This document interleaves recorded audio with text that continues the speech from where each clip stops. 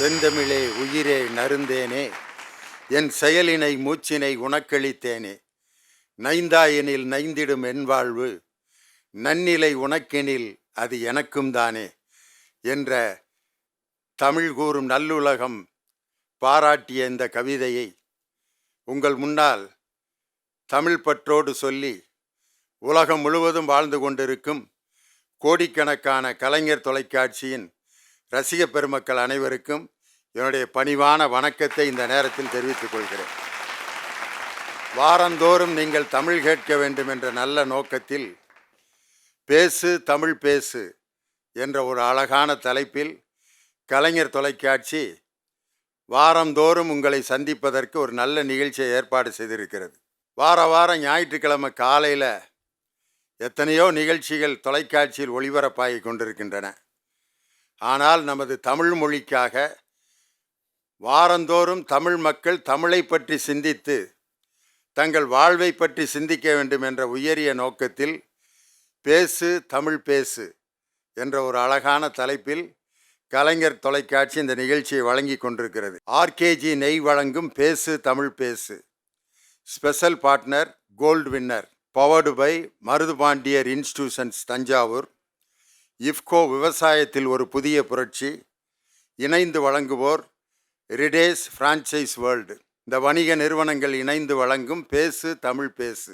தமிழ்நாட்டில் பேசு தமிழ் பேசுன்னு ஒரு தலைப்பு. எல்லாருக்கும் ஒரு ஆச்சரியமாக இருக்கும். ஏன்னா தமிழ்நாட்டில் தமிழ் மொழி தான் பேசிக்கிட்டு இருக்கான், பேசு தமிழ் பேசுன்னு ஒரு நிகழ்ச்சியை கொடுத்தா அப்போ ஏதோ அங்கே இடிக்குது. அப்போ நம்ம தமிழ் பேசலை. தமிழ் தெருக்களில் தமிழ்தான் இல்லை என்று சொன்னது இன்னைக்கு நிதர்சனமாக நடந்துக்கிட்டு இருக்கு. அதுக்காக தமிழ் மொழி அழிந்து விட்டது அப்படிங்கிற ஒரு எண்ணத்துக்கு நம்ம போக வேணாம். தமிழ் மொழி வளர்ந்து கொண்டே தான் இருக்கிறது. உன் சீரிழமை திறம் வியந்து செயல் மறந்து வாழ்த்துதுமே அப்படின்ற வார்த்தையில் என்றும் இளமையோடு இருப்பது நமது தமிழ் மொழியான தாய்மொழியான தமிழ் மொழி தான்.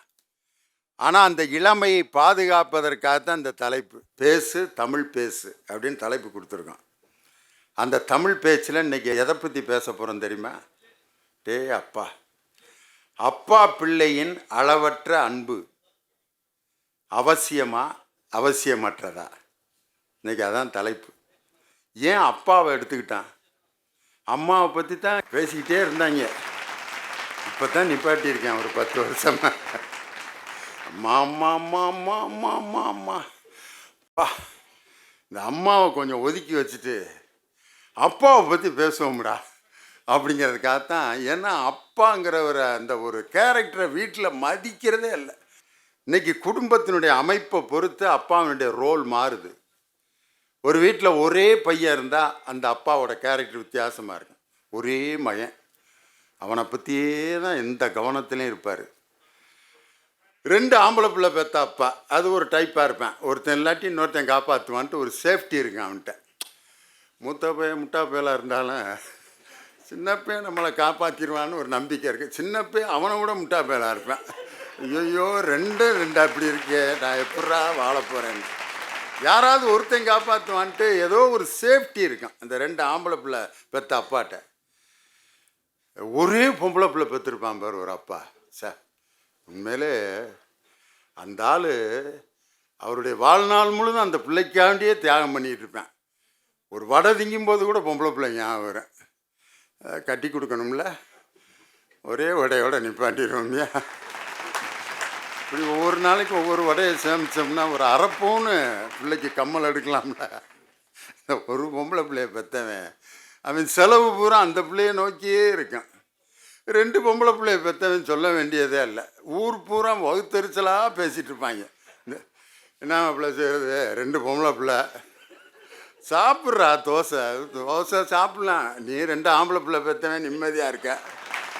நான் தோசை திங்க முடியுமா? ஏன்டா தோசை திங்கிறதுக்கே 2 பொம்பளை பிள்ளை பெற்றதுக்கு ஏதாவது சம்மந்தம் இருக்கா? 2 பொம்பளை பிள்ளை பெற்றாலே சேர்க்கணும்.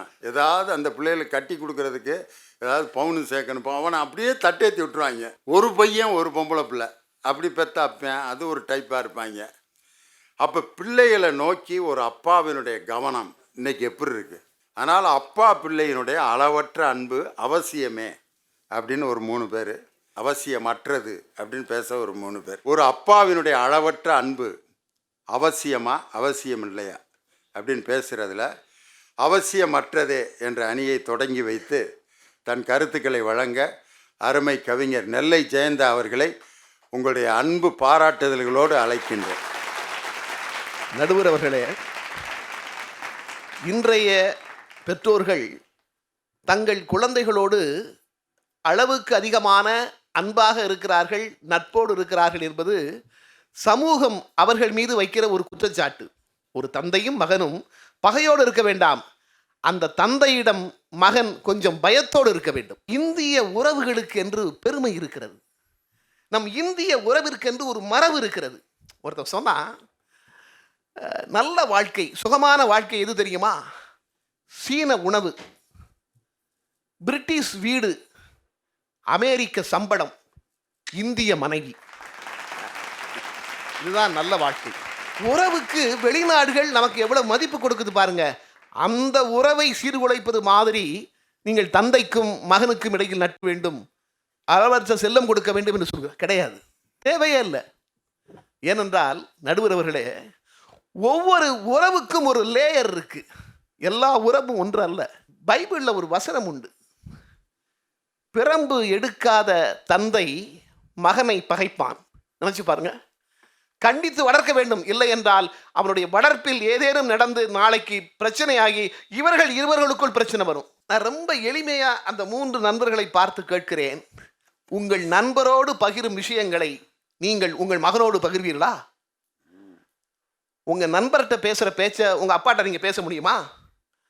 ஒன்றும் இல்லை, கவிதை எழுதிய புதிது நான் எங்கள் அப்பாட்ட, அப்பா எனக்கு காமராசனுடைய முரணும் அப்துல் ரஹ்மான் கைப்பிடிக்கிற அந்த முரணும் எனக்கு ரொம்ப பிடிச்சிருக்குப்பா, நான் சில கவிதைகள் எழுதியிருக்கேன் சொல்லுடா.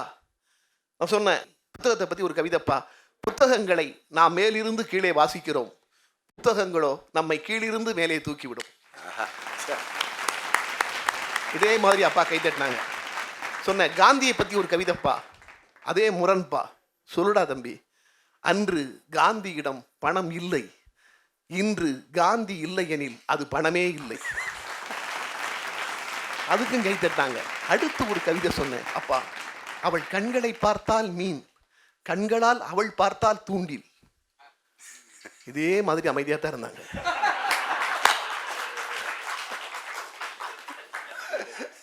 ஆக எல்லா அப்பாக்களும் ஒரு மாதிரி தான் இருக்காங்க, காதல் கவிதைன்னு ஒரு மாதிரி பார்க்குறாங்க.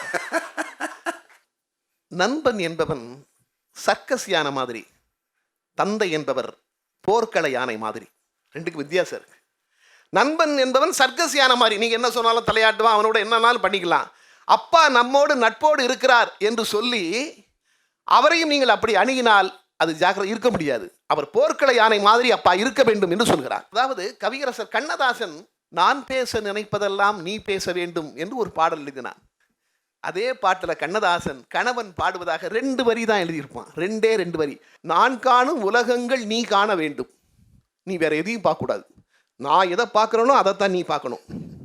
அடுத்த வரி அதை விட மோசம், நீ காணும் பொருள் யாவும் நானாக வேண்டும், இந்த மூஞ்சி எப்படி இருந்தாலும் சரி இதைத்தான் நீ பார்க்கணும். அதாவது அந்த உறவுகளில் கூட நீங்க எது எது எப்படி எப்படி இருக்க வேண்டும் என்று வகுத்து வைக்கிறார்கள். ஆக தந்தையினுடைய உறவு என்பது இப்படித்தான் இருக்க வேண்டும் என்று வகுத்து வைத்திருக்கிறான். ஆக தந்தை என்பவர் கண்டிப்போடு இருக்க வேண்டும், அதுதான் முக்கியம். தந்தைக்கு என்ன சொன்னான்? சான்றோன் ஆக்குதல் தந்தைக்கு கணம். நீங்க குழந்தை வளர்ப்பில் சாம பேத தான தண்டத்தை கடைபிடிக்கிறமே ஒழிய நட்போடு இருந்தால் ஒரு நல்ல மகனை நீங்கள் கடைசி காலத்தில் பார்க்கவே முடியாது. ஆக தந்தையினுடைய பாத்திரத்தை நீங்கள் ஏற்றால் அந்த தந்தையாக இருக்க வேண்டும். அங்கே நட்புக்கு இடமில்லை, பாசம் வைக்கலாம், அது வேறு. அதையும் நீங்கள் சொன்னதைப் போல அளவற்ற அன்பும் பாசமும் வைத்தால் கூட அவன் சரியான இந்த நாடு போற்றுகிற இந்த தேசத்திற்கு தேவையான ஒரு மகனாக அவன் வரமாட்டான். அதனால் பெற்றோர்கள் தங்கள் குழந்தையிடம் அளவான அன்பையும் அளவான பாசத்தையும் காண்பித்தால் மட்டும்தான் அவன் ஒரு சரியான குடிமகனாக வீட்டிற்கும் நாட்டிற்கும் கிடைப்பான் என்று சொல்லி வாய்ப்பிற்கு நன்றி கூறி விடைபெறுகிறேன். நன்றி, வணக்கம். ஒரு தந்தையினுடைய அளவற்ற நட்பு பிள்ளைக்கு அவசியமற்றதே. அழகான கருத்துக்களை சொன்னார். அவங்க அப்பாட்ட அவர் சொன்ன கவிதைகளில் எல்லா கவிதைக்கும் கைதட்டின அப்பா காதல் கவிதை சொன்னோன்னா மகன் ஏதோ ஜெர்க்கடிச்சு ரூட்டு மாற்றினேன், அவனை கவனிக்கணும் அப்படின்ட்டு கைதட்ட மறுக்கிறார். அப்போ எல்லா விஷயத்தையும் நம்ம அப்பா கிட்ட பேச முடியுமா அப்படின்னு ஒரு கேள்வியும் வச்சுருக்கார். எல்லாருமே காதலன் படத்தில் இருக்க எஸ்பி பாலசுப்ரமணி மாதிரி இருக்க முடியுமா? காதலிக்கும் பெண்ணின் கையை தொட்டு நீட்டினால் சின்ன தகரம் கூட தங்கம் தானே அப்படின்னு யார் கூட அப்பா ஆடுறாரு. எந்த வீட்லையாவது நடக்குமா? அது இப்படி நடந்தால் அது அந்த வீடாது அப்படின்னு கேட்குறாரு. எங்கேயா அப்படி அப்பாவும் மகனும் சேர்ந்து தண்ணி அடிக்கிற வீடு எங்கேயோ இருக்கும், அது எப்படி சரியாக வருமா அது அப்படின்னு கேட்குறாரு. இதுக்கு பதில் சொல்லணும். வாங்க, டாக்டர் ராஜமூர்த்தி ரொம்ப கோபமாக என்னையே பார்க்குறாரு. நடுவர் அவர்களே, எதிரணியை சார்ந்த மிகச்சிறந்த கவிஞர், அதில் எந்த மாற்று கருத்தும் கிடையாது. ஆனால் சொல்ல வந்த கருத்தில் தான் கொஞ்சம் சொதப்பிட்டார். இன உணவு தான் பெஸ்ட்டு உணவுன்னு சொன்னார். சத்தியமாக சொல்லுங்கள், ஏற்றுக்க முடியுமா? இன்னைக்கு கொரோனா 1வது அலை, 2வது அலை, 3வது அலை, சிங்கம் 1, சிங்கம் 2, சிங்கம் 3, காஞ்சனா 1, காஞ்சனா 2, காஞ்சனா 3 மாதிரி வருதுன்னா காரணம் சாப்பிடக்கூடாத இலை கண்ட கருமாந்திரத்தெல்லாம் சாப்பிட்டான் அவன்.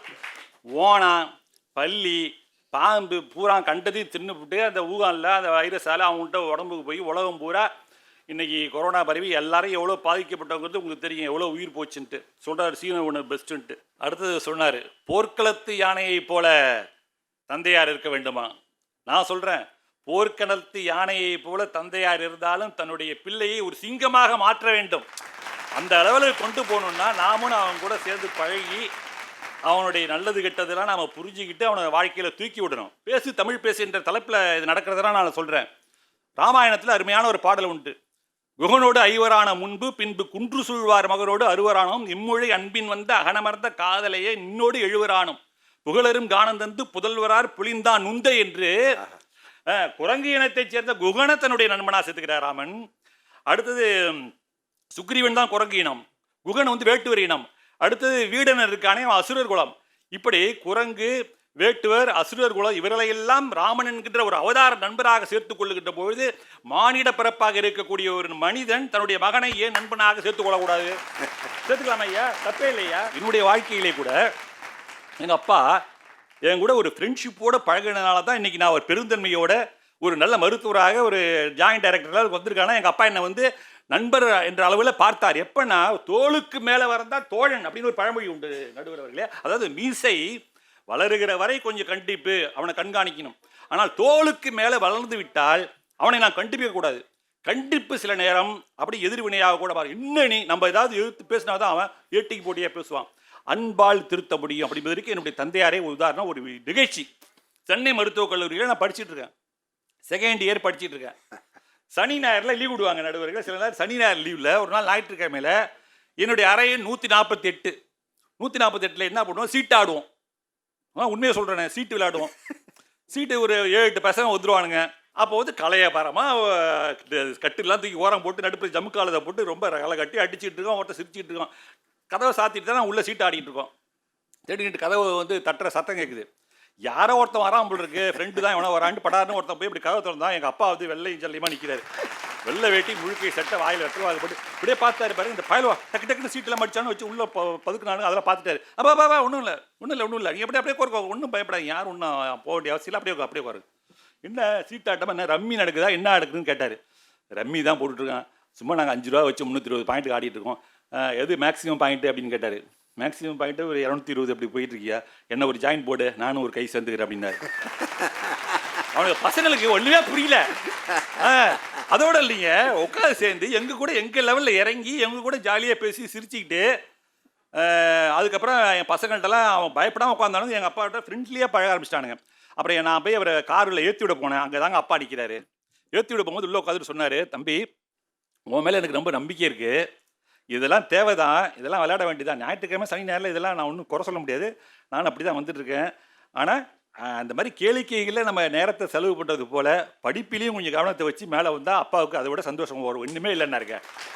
அப்போ திரும்பி வந்து ரூமுக்கு வந்தேன், நினச்சி பார்த்தேன், ஆடா எப்படிப்பட்ட அப்பாவை நாம் பெற்றிருக்கிறோன்னு. அப்போ ஒரு ஃப்ரெண்ட்ஷிப்பு, எங்கள் அப்பா எனக்கு வந்து அது ஃப்ரெண்ட்ஷிப்பாக இருந்ததுனால தாங்க நான் வந்து மாறி சரி இப்படிப்பட்ட ஒரு நல்ல மனுஷனை நம்ம அப்பாவை பெற்றிருக்கிறோமே, நம்ம ஃப்ரெண்டு மாதிரி இருக்காரு. எங்கள் ஃப்ரெண்டெல்லாம் சொல்லுவாங்க, உங்கள் அப்பா தங்கமான மனுஷன்டா. இப்போ கூட எனக்கு கிளாஸ்மேட் ஒருத்தர் ராஜ்குமார் இருக்கான், கேஎம்சியில் இருக்கான், ஆரம்பம், அவள் சொல்லுவாள், உங்கள் அப்பா ஜெம்முடா, வீட்டுக்கு வந்தா வாப்பா என்ன சாப்பிட்ற என்ன கேட்குற அப்படி ஃப்ரெண்டு மாதிரி இவன் போத உட்காந்து ஜாலியாக ஜோக் அடிச்சு பேசுறது, தமாஷா சிரிக்கிறது. அதாவது அந்த நட்பு என்கின்ற அந்த ஒரு தொடர்பு இருந்து விட்டால் நம்ம எந்த ரகசியத்தையும் நம்ம உள்ள வச்சிருக்க மாட்டோம், வெளியில சொல்லிடுவோம். ஃப்ரெண்ட்ஷிப்பா அவங்க கூட பழகினாதான் நாம பட்ட துன்பங்கள், நாம் எப்படி வாழ்க்கைக்கு முன்னுக்கு வந்தோம் என்ற பல நல்ல பழக்க வழக்கங்களை அவனுக்கு சொல்லித்தர முடியும், அவனையும் ஒரு ஆளாக்க முடியும். ஆகவே இந்த அளவு கடந்த அன்புன்னு விட்டுருக்க, அன்பு செலுத்துவது என்பது ஒரு நட்பு உணர்வோடு இருப்பது என்பது ஒரு நாளும் தீங்கினை உண்டு பண்ணாது என்று நான் சொல்லி நீங்க ஒரு நல்ல தீர்ப்பை தர வேண்டுமாய் உங்களை நான் அன்புடன் கேட்டுக்கொள்கிறேன். நன்றி, வணக்கம். ஏயா என்ன மிலிட்ரி மேஜரும் சோல்ஜருமா அப்பா இருக்கிறது? எவடாங்க? அப்பா உட்கார். சரிங்கப்பா. ராஸ்கல் பேச்சு பிடுவேன். அப்பா நான் என்ன விளையாட்டு கிள்ளுக்கிறியாடா? இது எவ்வளோ நாளைக்கு ஓட்டிக்கிட்டு இருப்பீங்க இந்த வண்டியை? யாரையும் ஃப்ரெண்டுங்கிற ஓ மகனை நீ ஃப்ரெண்ட் ஆக்கிக்க. அதுதான் டாக்டரோட விவாதம். சங்கர் என்ன சொல்ல போறாருன்னு தெரியல. வாங்க, மதுரை சங்கர். டாக்டர் உண்மையிலே ரொம்ப நல்லவர் தான், ரொம்ப நல்லவர் தான். இதில் என்னையா சந்தேகம்? நீ என்ன கான்ட்ராக்ட் சர்டிஃபிகேட் கொடுத்துக்கிட்டு இருக்க அவருக்கு? அவர் உண்மையிலே நல்லவர் தான். நல்லவர் தான் நடுவர் இல்லை, நல்லா பேசுவார். என்ன சில நேரம் ரொம்ப நம்புற மாதிரியே பேசுவார் அவர் பேசுறதெல்லாம். இல்லை அவர் வேகமாக சொன்னார், ராமாயணம் சொல்கிறாரு, அதை சொன்னார், இதை சொன்னார். மகாபாரதத்தில் ஒரே ஒரு செய்தி சொல்கிறேன். ஒரு பிள்ளை எப்படி இருக்கணும், ஒரு தந்தை எப்படி இருக்கணுங்கிறதுக்கு, ஒரு அப்பா பிள்ளை உறவு எப்படி இருக்கணுங்கிறத ரொம்ப அழகாக மகாபாரதத்தில் சொல்லியிருப்பாங்க. ஒரே செய்தியில் கடைசியாக போர் நடந்துக்கிட்டு இருக்குது. அர்ஜுனனுக்கு தேரோட்டியாக இருக்கிறாரு கண்ணன், எதிர்த்தாப்புல கர்ணனுக்கு தேரோட்டியாக சல்லியும் உட்கார்ந்துருக்கிறாங்க. 2 பேரும் அம்பு தொடுத்துக்கிட்டே இருக்கிறாங்க. அர்ஜுனன் இங்கேருந்து அம்பு போடுறாரு, கர்ணனுடைய தேர் 300 அடி தள்ளி போகுது. கர்ணன் அங்கேருந்து அம்பு போடுறான், அர்ஜுனுடைய தேர் 30 அடி தான் பின்னாடி வந்துச்சு. 30 அடி பின்னாடி வந்தோடனே கண்ணே சொன்னான், சபாஸ் கர்ணான்னார். கண்ணே சபாஸ் கர்ணான்னார். அர்ஜுனனுக்கு கோபம் வந்துருச்சு. ஏன் நான் அம்பு போடுறேன், அவன் 300 அடி பின்னாடி போடுறான், அவன் அம்பு போடுறான் வெறும் 30 அடி தான் பின்னாடி போகுது, நீ ஏன் தேர்லையே உட்காந்துக்கிட்டு அவனை சபாஸுங்கிற அப்படின்னார். அப்போ தான் கண்ணே சொன்னார், அர்ஜுனா பாரம் பெரிதா தூரம் பெரிதான்னு கேட்டார். பாரம் பெருசா தூரம் பெருசா? நீ அவன் போட்ட அன்புல கண்ணன் உட்கார்ந்துருக்கிற தேரையே 30 அடி நகர்த்திட்டானே கர்ணன், அவன் பெருசா இல்லை ஒரு சல்லியும் உட்கார்ந்துருக்க தேரை நீ 300 அடி அது பெருசாடான்னு கேட்டான் கண்ணன். இந்த இடத்துல தான் எல்லா தகப்பனுக்கும் கண்ணன் ஒரு பாடம் சொல்கிறான். பிள்ளை தப்பே செஞ்சாலும் அதை தட்டி கேட்கணும், இன்னொரு பிள்ளை அது சரி செஞ்சாலும் அதை சரின்னு சொல்லுகிற மனப்பான்மையோடு ஒரு தகப்பன் இருக்கணும்னு பாரதத்தில் அன்னைக்கே கண்ணை நமக்கு சொல்லி கொடுத்துட்டு போயிருக்கான். சார் இந்த ஃப்ரெண்டாக இருக்கிறதுல என்ன தெரியுமா, உடனே அவன் ஓவராக அட்வான்டேஜ் எடுத்துக்கான். பசங்கள்லாம் செட்டு சேர்ந்துடே வாடா நம்மளாம் போய் தண்ணி அடிப்போம், உங்கள் அப்பா ஏதாவது சொல்லியிருப்பாரா? அதெல்லாம் எங்கள் அப்பா என் ஃப்ரெண்டு மாதிரிடா, ஒன்றும் சொல்ல மாட்டாடாம்பா. சாதாரணமாக போகும்போது பையன் கேட்குறான், ஏன்பா இந்த பொண்ணு நம்ம வீட்டுக்கு மருமகளாக வந்தா? அப்பாவுக்கு என்ன பயம்னா, போகிற வழியில் இந்த பொண்ணு வந்துச்சா, இல்லை இந்த பொண்ணு போகிற வழியில் நம்மளை இவன் கூட்டிகிட்டு வந்திருக்கானா, இங்கே என்ன நடக்குதுன்னே தகப்பனுக்கு தெரிய மாட்டேங்குது. அப்பா பையன் 2 பேரும் எதை பேசணும் எதை பேசக்கூடாது, ஒரு அப்பா எப்படி இருக்கணும், ஒரு பிள்ளை எப்படி இருக்கணுங்கிறத எப்பயுமே இந்த சொசைட்டி சொல்லி கொடுத்துக்கிட்டே தான் சார் இருந்திருக்கு. அழகா வள்ளுவரே சொல்லியிருக்கிறாரு, இடிப்பாறை இல்லாத ஏமரா மன்னன் கெடுப்பார் இல்லானும் கெடும்னு சொல்லியிருக்காரு. அதாவது ஒரு வீட்டில் இனிச்சு சொல்லுவதற்கு அம்மா இருந்தாலும் நம்ம இடித்து சொல்லுவதற்கு அப்பா என்கிற ஒரு கேரக்டர் எப்பயுமே இருந்துகிட்டு இருக்கணும் சார். இல்லைன்னு சொல்லுங்க, நம்மளுடைய ஒழுக்கம் நிச்சயமாக கெட்டு போகும். நான் ஒரே ஒரு செய்தி சொல்றேன், உண்மையிலே சார் இந்த நாட்டில் எவன்லாம் ஆண்ட்ராய்டு ஃபோனும் ஆடம்பரமாக பைக்கும் தான் பிள்ளைக்கு வாங்கி கொடுக்குறானோ உண்மையிலேயே அவன் ஒரு நல்ல தகப்பனே கிடையாது சார். என்ன இவ்வளவு முரண்பாடாக பேசுகிறேன்னு நினைக்காதீங்க, உண்மையிலே அவன் ஒரு நல்ல தகப்பனே கிடையாது. நான் கண்கூட பார்த்ததை சொல்கிறேன் சார். உண்மையிலே 19 வயசு பையன் எங்கள் ஏரியாவில், அவ்வளவு ஹேண்ட்ஸமான பையன் சார், அவ்வளவு பெரிய அறிவாளி, ஒரு பெரிய இன்ஜினியரிங் காலேஜில் சீட் கிடச்சி படிச்சுட்டு இருந்தான். அவனுக்கு 2.25 லட்சம் ரூபா போட்டு ஒரு பைக் அவங்க அப்பா வாங்கி கொடுத்தாரு, அடமுடிச்சான்னு சொல்லி 2.25 லட்சம் ரூபா போட்டு வாங்கி கொடுத்து இன்னைக்கு அந்த அழகு பூரா மாறி முகமெல்லாம் சிதைஞ்சு காலை கடனை கூட அந்த பையன் முடிக்க முடியாமல், முடிச்சதுக்கு பிறகு கழுவ கூட அந்த கப்பை எடுக்க முடியாமல் அந்த பிள்ளை கதறும் போது நின்று பார்க்குறான் பாருங்க சார் அந்த தகப்பன். அவங்கிட்ட போய் கேட்டு பாருங்க, பைக் வாங்கி கொடுக்குறவனா நல்ல அப்பனா இல்லைன்னா அவன் உங்களுக்கு பதில் சொல்லுவான். என்ன நீங்கள் நட்போட பழகுறீங்க? செல்ஃபோன், இந்த ஆண்ட்ராய்டு ஒன்று பத்தாதா சார் பிள்ளைகளை கெடுக்கிறதுக்கு செல்ஃபோனு? ஒரு அப்பா பிள்ளையை கூப்பிட்றான், டே சாப்பிட வாடா சாப்பிட வாடா சாப்பிட வாடான்னு. அவன் சொல்கிறான், அந்த இப்போ என்னமோ பப்ஜியை பிளாக் பண்ணி திரும்ப ஃப்ரீ ஃபயர்னு ஒரு கேம் கண்டுபிடிச்சிருக்கான் போல, விளையாண்டுக்கிட்டு இருக்காங்க வேகமாக. சாப்பிட வாடாங்கிறார் அப்பா. அவன் சொல்கிறான், பாப்பா இருப்பா இன்னும் கொஞ்சம் நேரத்தில் செத்துருவேன், செத்தோன்னே சாப்பிட வரேங்கிறான். எதில்? கேமில் செத்துருவானா. இந்த மாதிரியான வார்த்தைகளை எல்லாம் கேட்பதற்கு நீங்கள் உங்கள் பிள்ளைகளோடு நட்பாக இருக்க வேண்டும் என்று ஆசைப்படுகிறீர்களா? தயவு செஞ்சு யோசிச்சு பாருங்க. ஒரு கவிஞர் அழகாக ஒரு வரியில சொன்னாரு, செல்லமும் கொடுத்து செல்லையும் கொடுத்தேன் என் பிள்ளை தொடர்புக்கு அப்பால்னாரு. செல்லமும் கொடுத்து செல்லையும் கொடுத்தேன் என் பிள்ளை தொடர்புக்கு அப்பாலுங்கிறார். என்னைக்குமே அவன் நாட் ரீச்சபிள் ஆயிருவான் சார். நீங்க ரீச்சபிள் ஆகணுமா, நீங்க அப்பாவா இருக்கணும். அதுதான் உண்மையான நிதர்சனமான உண்மை. நன்றி, வணக்கம். நல்ல தகப்பன்னா கண்டிக்கணும்யா, கேட்குறதெல்லாம் வாங்கி கொடுக்கக்கூடாது. பைக் வாங்கி கொடுத்த அப்பாவினுடைய நிலைமையை சொன்னார் பார்த்தீங்களா? அளவுக்கு அதிகமான அந்த நட்பே ஆபத்தை உருவாக்கும்னு கொண்டு போய் நிப்பாட்டியிருக்கார். அதுக்கு பதில் சொல்லணும். வாங்க கோவை தனபால்.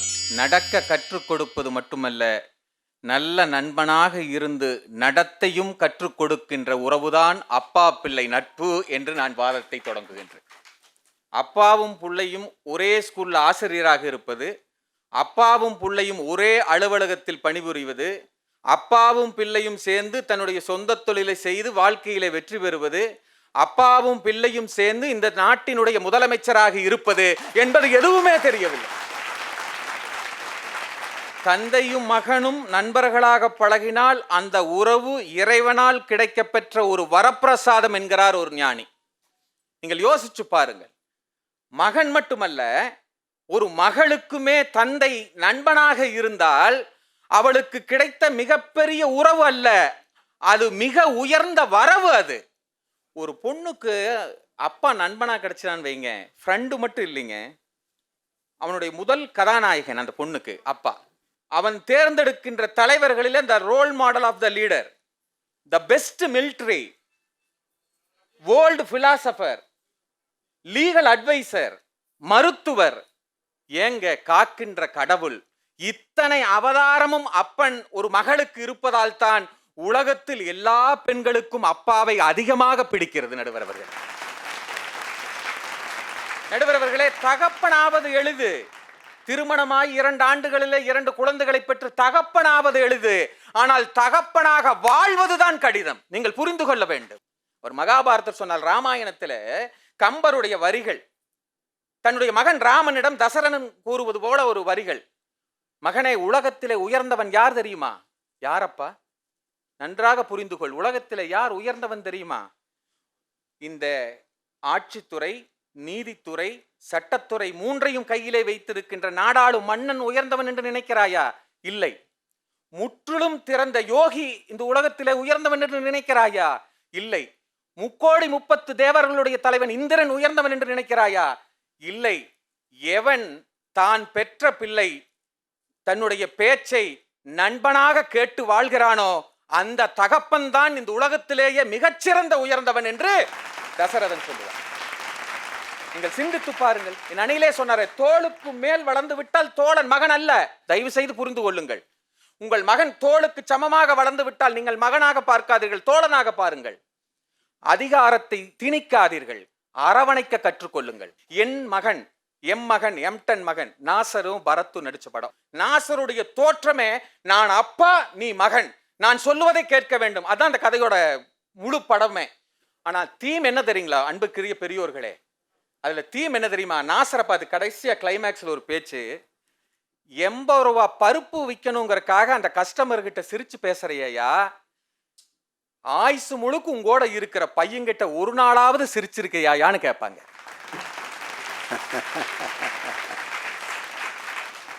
சிந்தித்து பாருங்கள். ஒரு படத்தினுடைய கரு இந்த பட்டிமன்றத்தினுடைய தலைப்பு. ஒரு 80 ரூபாய் பருப்பு பிசினஸ் ஆகணுங்கிறக்காக கஸ்டமர்ஸ் கிட்ட இழிச்சு பேசுறிய, உன் ஆயுசுக்கு உன் கூடவே இருக்கிறான மக ஒரு நாள் சிரிச்சிருப்பியான்னு கேட்பாங்க. சார், அப்பாவோட ஆசைய பிள்ளை மேல திணிக்கிறது இல்லை சார் அப்பா மகன் உறவு.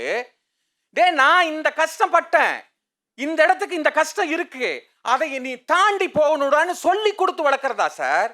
சராசரி அப்பாக்கள் நம்மளை வாழ வைப்பார்கள், ஆனால் நண்பனாக பழகின்ற அப்பா மட்டும்தான் நம்மை ஆள வைப்பார் என்பதை நீங்கள் புரிந்து கொள்ள வேண்டும். ஒற்றை வார்த்தைகளை இப்படி சொல்லி முடிக்கலாம் என்று ஆசைப்படுகிறேன். கடவுளுக்கும் அப்பாவுக்கும் ஒரு சின்ன வித்தியாசம் தான். கண்ணுக்கு தெரியாதவர் கடவுள், கண்ணுக்கு தெரிந்தும் இவர் கடவுள் என அறியப்படாதவர் அப்பா. நன்றி, வணக்கம்.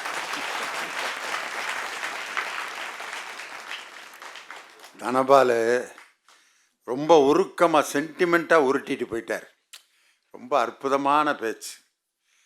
உண்மையிலே ஒரு அப்பாவினுடைய ரோல் எப்படி இருக்கணும் அப்படிங்கிறத ரொம்ப அழகாக ரொம்ப சிறப்பாக எடுத்து வச்சார்.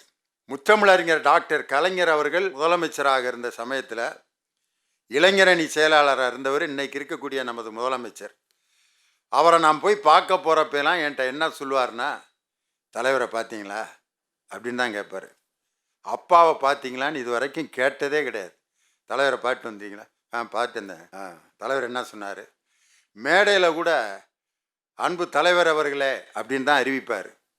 அதே மாதிரி முத்தமிழறிஞர் டாக்டர் கலைஞர் இன்னைக்கு இருக்கிற முதலமைச்சர் சைடில் உட்காந்துருந்தாருன்னா, அன்பு தம்பி ஸ்டாலின் அவர்களே அப்படின்னு தான் சொல்லுவார். என்னுடைய அருமை மகன் ஸ்டாலின் அவர்களேன்னு இது வரைக்கும் சொன்னதே இல்லை. அவரும் என்னுடைய அருமை தந்தை டாக்டர் கலைஞர் அவர்களேன்னு சொன்னதே இல்லை. ரெண்டு பேரும் தலைவர் தொண்டர் அப்படிங்கிற மாதிரியே தான் தொடர்ந்து பழகுனாங்க. அதனால தான் அவர் இறந்தப்ப நமது தமிழக முதல்வர் இன்னைக்கு இருக்க தலைவர் ஸ்டாலின், இன்னைக்காவது உங்களை அப்பா என்று நான் அழைத்து கொள்ளட்டுமா அப்படின்னு கேட்டார்.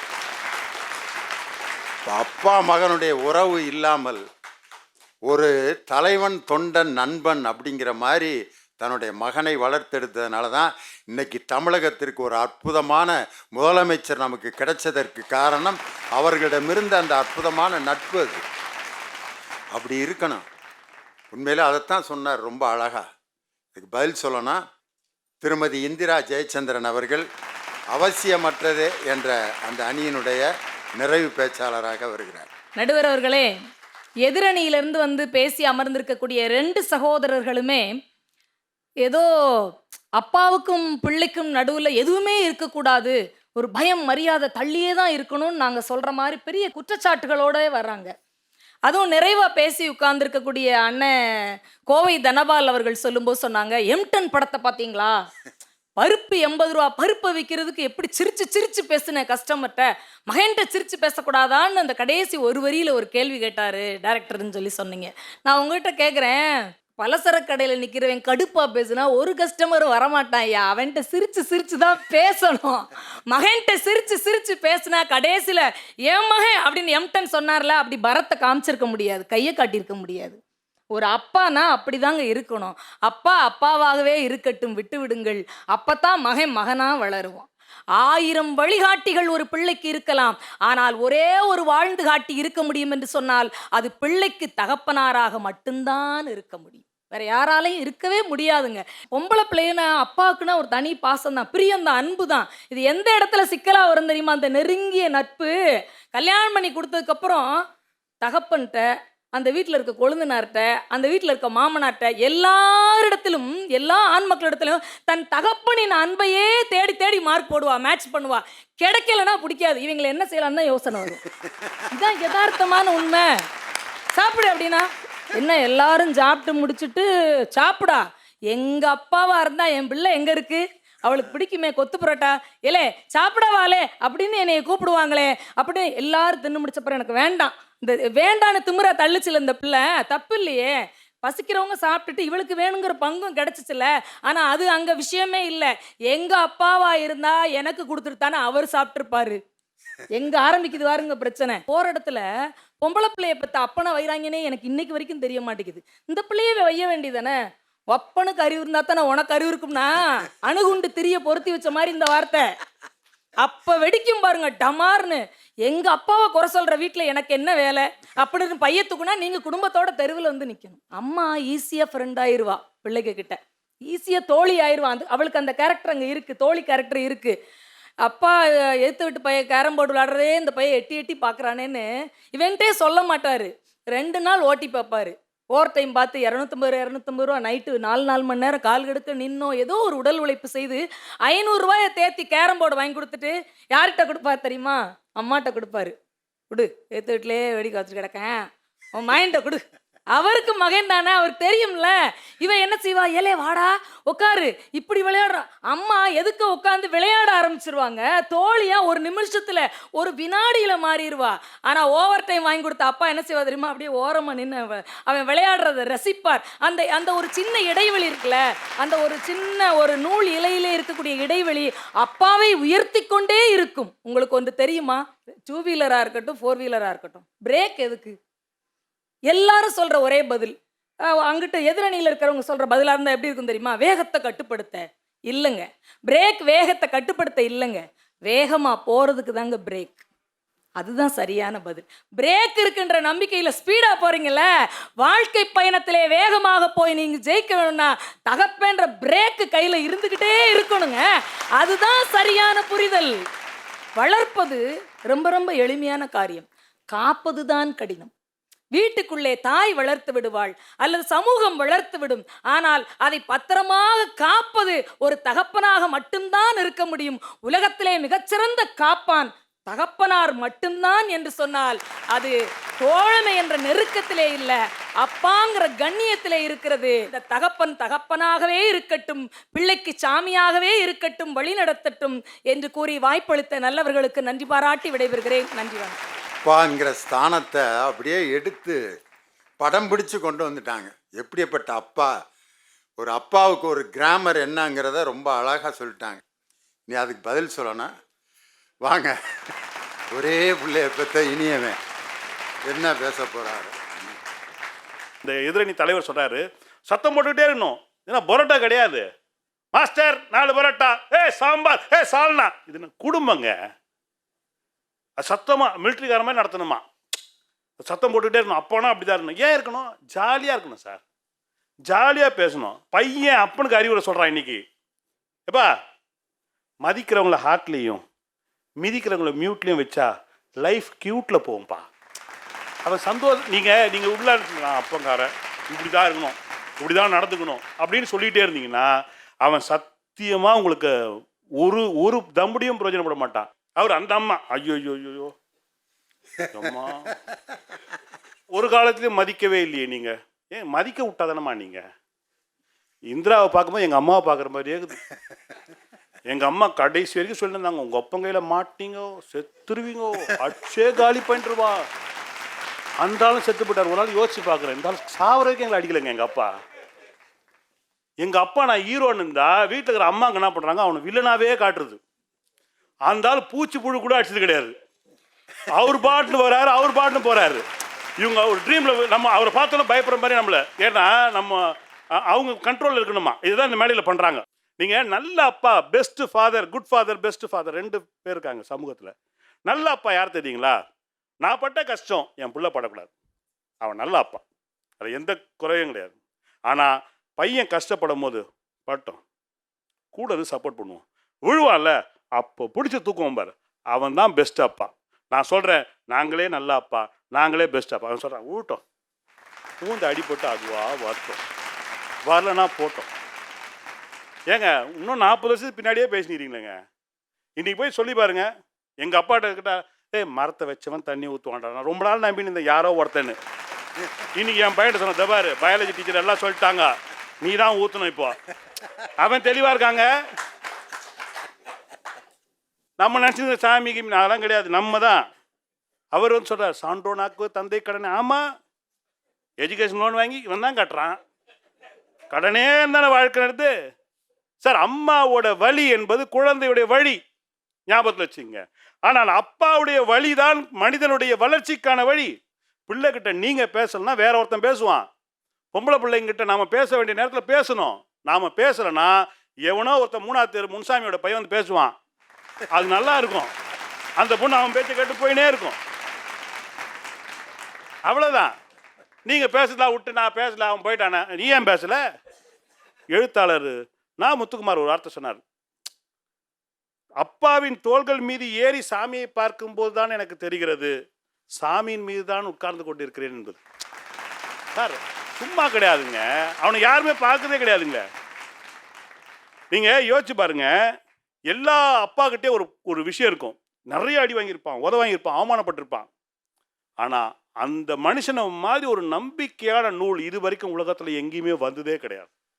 நீங்கள் ஏன் தெரியுங்களா பொம்பளை பிள்ளைங்களுக்கு அப்பாவை பிடிக்கும்? ஏன் தெரியுங்களா? கனவுல கூட மகளுக்கு துரோகம் செய்ய முடியாத ஒரு கெட்டது நினைக்காத ஒரு ஆம்பளை உலகத்தில் காணா, அது பொம்பளை பிள்ளைக்கு அப்பா தானே தவிர புருஷங்களும் செய்வாங்க. புள்ள ஏமாத்திட்டு போவான். இது வரைக்கும் மகளை ஏமாத்தின ஒரு அப்பனை காட்ட முடியுமா? நீங்கள் பார்க்கவே முடியாதுங்க. மனைவியின் பேச்சை கேட்காத புருஷன் இருக்கலாம் அந்த நாட்டில். ஆனால் பொண்ணு பேச்சை கேட்காத ஒரு அப்பனை காட்ட முடியுமா? அப்பா அப்படின்னா இல்லைடா போகும்பா மா போமா பா இல்லை போகிறேன்ப்பா. இந்த நட்பு ஒரு பாண்டிங் இருக்குங்களா, இது வேணுங்க. இப்போ வீட்டில் ஒருத்தர் நல்ல அப்பனா பாண்டிங்காக யார் இருக்கானோ அதுதான் நடுவர் கூட சொன்னார். இன்றைக்கு இருக்கின்ற முதலமைச்சர் கூட சொன்னார், கடைசியாக உங்களை ஒரு முறை அப்பா என்று சொல்லணும். அந்த பிள்ளைகிட்ட போய் கேட்டு பாருங்க சார், நீ எவ்வளோ மிஸ் பண்ணியிருக்க, அது வழி என்னென்று அந்த மகனை போய் கேட்டுவிட்டு தீர்ப்பு கூறுங்கள் என்று கூறி வாய்ப்பளித்த நல்ல உள்ளங்களுக்கு நன்றி பாராட்டி விடைபெறுகிறேன். நன்றி, வணக்கம். 6 பேர் ரொம்ப அழகாக பேசிட்டாங்க. அருமையான ஒரு கருத்தை சகோதரி இந்திரா ஜெயச்சந்திரன் சொன்னாங்க, பிரேக். அதுக்கு அருமையாக பதில் சொன்னார், பிரேக். பிரேக் மாதிரி இருக்கணும் ஒரு அப்பா. ஒரு பிரேக் நல்ல கண்டிஷனில் இருந்தால் தான் வண்டி நல்லா ஓடும் அப்படின்னு உடனே அவர் பிரேக்கை எந்த நேரமும் அமுக்கிக்கிட்டே இருந்தா வண்டி ஓடுமா? இதுதான் இன்னைக்கு விவாதமே. இப்போ அப்பாவினுடைய அந்த அளவற்ற நட்பு அவசியமா அவசியமற்றதா சொல்லணும். ஒரு சின்ன பயலாக இருக்கப்ப அப்பா டேபிள் மேலே மகனை ஏற்றி ஜம்ப் பண்ணி விளாட விட்றாரு. இப்படி தூக்கி நிப்பாட்டுறாரு. குதிரா அப்படின்னா அவன் ஆயின்னு குதிக்கிறான், ஜாங்குன்னு இப்படி பிடிக்கிறாரு. உடனே அப்பா வந்தோடனே எப்பாப்பா டேபிள் உடனே அவங்க அப்பா டேபிள் ஏற்றுறாரு, குதிக்கிறாரு.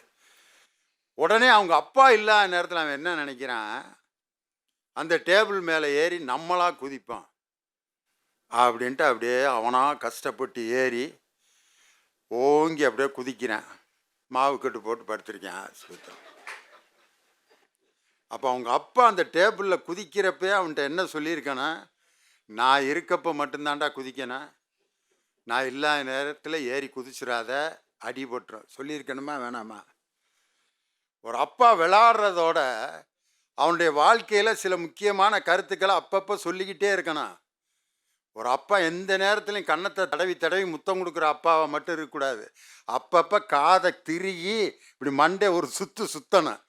அப்போ தான் மகன் என்ன செஞ்சிட்டு இருக்காங்கிறத அப்பப்போ கணித்து அவனை நெறிப்படுத்துகிற கண்டிஷன் ஒரு அப்பாவுக்கு வேணும். உண்மையிலே எங்கள் அப்பாவை நான் இன்னைக்கு நினச்சி பார்க்குறேன். எங்கள் ஸ்கூலில் செயின்ட் மேரி ஸ்கூலில் நான் வேலை செஞ்ச ஸ்கூல்லே எங்கள் அப்பாவும் வேலை செஞ்சார். நான் படித்த ஸ்கூலில் எங்கள் அப்பா பிஇடி. அப்போ ஆசிரியர்களுக்கெல்லாம் ஏதாவது சாயந்தரம் மீட்டிங் போட்டால் அப்போ ஆசிரியர்களுக்கெல்லாம் ஸ்வீட் காரம் ஒரு காஃபியை கொடுப்பாங்க. அதை கொடுத்து சாப்பிட வச்சுட்டு டீச்சர்ஸ் மீட்டிங். அதில் கிடைக்கிற ஒரு லட்டு, இந்த ஒரு பாக்கெட்டு மிக்சரு, அந்த மிக்சரையும் அந்த லட்டையும் எங்கள் அப்பா ஒரு மஞ்சப்பையில் போட்டு அந்த ஸ்கூல் கிரவுண்டில் விளாண்டுக்கிட்டு இருப்பேன். அங்கே என்னை கூப்பிட்டு இந்திரா சாப்பிட்றா அப்படின்னு கொடுப்பார். அவருக்கு கொடுத்த அந்த ஸ்வீட் காரத்தை கூட தான் பிள்ளை சாப்பிடணும்னு நினச்சி தியாகம் பண்ணி கொண்டு கொடுத்த எங்கள் அப்பா தான் இன்னைக்கு நான் மற்றவங்களுக்கு இப்படி கொடுத்து சாப்பிடணுன்ற எண்ணத்தை எனக்கு உருவாக்கி கொடுத்தது எங்கள் அப்பாவினுடைய அந்த இரக்க சுபாவம். ஒரே ஒரு விஷயத்த சொன்னால் போதும். செவிந்தியர்களுக்கெல்லாம் ஒரு பழக்கம் இருக்கும், ரெண்டிடியன்ஸ். அவங்கெல்லாம் தன்னுடைய பிள்ளைகளை தைரியசாலியாக வளர்க்குறதுக்கு என்ன செய்வாங்கன்னா, ராத்திரி காட்டுக்குள்ளே கொண்டு போய் தன்னுடைய மகனை 10 வயசு 12 வயசில் இருக்க மகனை ராத்திரி 9 மணிக்கு கொண்டு போய் உட்கார வச்சுருவாங்க. அவன் காலையில் வரைக்கும் தைரியமாக உட்காந்து எந்திரிச்சு வரணும். இது மாதிரி 10 நாள் பயிற்சி கொடுப்பாங்க. இப்படி தான் ஒரு பையனை கொண்டு போய் அவங்க அப்பா உட்கார வச்சுட்டாரு. 10 வயசு பையன். ராத்திரி காடு, சிங்கம் கத்துறது, புலி கத்துறது, கரடி கத்துறது, எல்லாம் சத்தம் கேட்குது. முடிஞ்சு, அவ்வளோதான், ஜாலி முடிஞ்சு. கடிச்சு ஏதோ திங்க போகுது. இப்படி ஒரு பயிற்சியை கொடுத்து உசுரோடு இருக்கிறதுக்கு பேசாமல் கொன்று விடலாம். இவனுங்கெல்லாம் அப்பனுங்களா, ஏன்டா இப்படி அக்கிரமம் பண்ணுறீங்கன்னு அந்த அந்த சத்தத்தையெல்லாம் கேட்டு மிரள்றான். 10 நாளாக ஒன்றும் அவனை பாதிக்கலை. ஆஹா, தைரியமான என் மகனேன்னு கட்டி பிடிக்கிறார். என்ன நடந்திருக்குன்னா, அந்த மகன் கொண்டு போய் விட்டுட்டு விடிய விடிய அவனை தூரத்திலிருந்து கவனித்து கொண்டிருந்தது அவங்க அப்பா. ஆனால் மகனுக்கு அப்பா இருக்காருங்கிறது தெரியாது. தான் மட்டும் இருக்கிறங்கிற தைரியத்தை அவன் வாங்கிக்கிட்டான். ஆனால் அப்பாவுக்கு மனசு இல்லை. என் பிள்ளை ஏதாவது ஒரு விலங்கு கடிச்சு தின்னுச்சுன்னா பிள்ளையே இல்லாமல் போயிருமே. என் மகனுக்கு தைரியமும் வரணும், அதே நேரத்தில் நான் பாதுகாப்பும் கொடுக்கணும்னு நினச்சாரு. பார்த்தீங்களா அந்த அப்பா. எந்த நேரமும் கண்டித்து கொண்டே இருக்கக்கூடிய ஒரு அப்பாவை இன்றைய இருக்கக்கூடிய பிள்ளைகள் விரும்புவதே இல்லை. ஒரு நல்ல கவுன்சிலர், தனக்கு ஏற்படக்கூடிய பிரச்சனையை நான் சொன்னா கேட்குற அப்பா எனக்கு வேணுங்கிறான். நட்பு என்பதையே தெரியாமல் ஒரு ஜமீன்தாரை போல, ஒரு எஜமானனை போல, அலுவலகத்தில் இருக்கக்கூடிய உயர் அதிகாரியை போல் நடக்கக்கூடிய அப்பாக்களை இன்றைய பிள்ளைகள் விரும்புவதே இல்லை. தன்னை ஏற்றுக்கொள்ளக்கூடிய அப்பா, தன்னுடைய திறமைகளை மதிக்கக்கூடிய அப்பா, எனக்கு சுதந்திரம் கொடுக்கக்கூடிய அப்பா, என்னை அழகான ஒரு செயலை செய்யவிட்டு பார்த்து ரசிக்கக்கூடிய ஒரு அப்பா எனக்கு வேண்டும் என்று இன்று எல்லா பிள்ளைகளும் விரும்புகிறார்கள். எனவே ஒரு அப்பா பிள்ளையினுடைய அளவற்ற நட்பு இந்த காலகட்டத்தில் அவசியமானதுதான். அவசியமான அந்த நட்பு அந்த பிள்ளையை வளர்த்தெடுக்கும். அளவற்ற அன்பு செலுத்துவதை விட அளவற்ற நட்பு பாராட்டுவது உங்கள் பிள்ளைகளை வளர்த்தெடுக்கும் என்று சொல்லி, ஒரு அப்பா பிள்ளையினுடைய அளவற்ற நட்பு அவசியமே என்று சொல்லி இந்த விவாதத்தை நிறைவு செய்கிறேன். நன்றி.